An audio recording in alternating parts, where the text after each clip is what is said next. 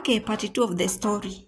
Part 1 imeenda kwa short videos. So ukitaka kuwatch part 1 utaipata kwa short videos. Part 2 ni vile walikaa na mke mwenye walimleta wa pili, wakakaa watatu, after me kutoka. Huyu akakaa. Kuna time ule mwenye niliacha kule akanipigia simu, tukaongea na yeye. Ule bibi mwingine alikuwa pale kando.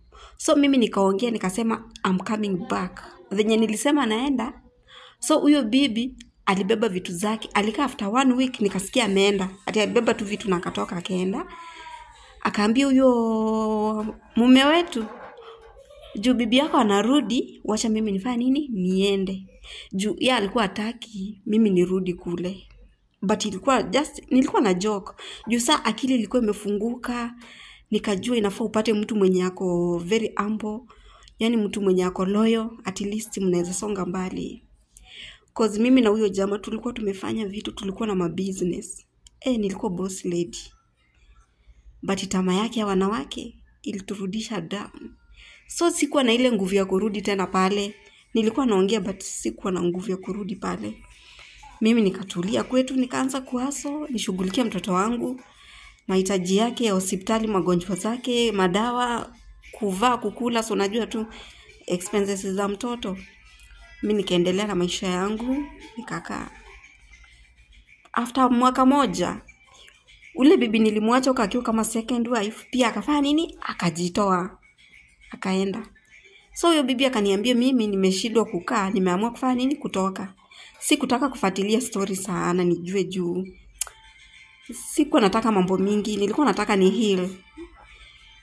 So huyo akaenda.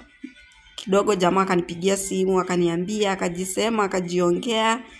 Mimi nikanyamaza tu, sikuwa na shida na yeye. Mimi nikatulia. Keni kwa akili yangu nikasema maybe atachange.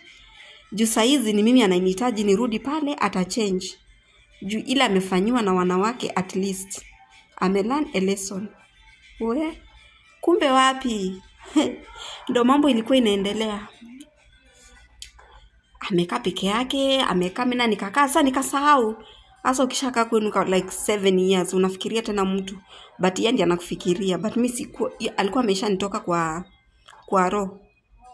So ilikuwa imebaki tu kwa akili yake. Nicole sawa, sipoongea na mtoto wake well and good, sikuwa na shida. Tukakaa. Nikakutana na mtu wa familia, mtu aunti zangu, tukaongea, wakaniambia ndoa ziko na ups and downs.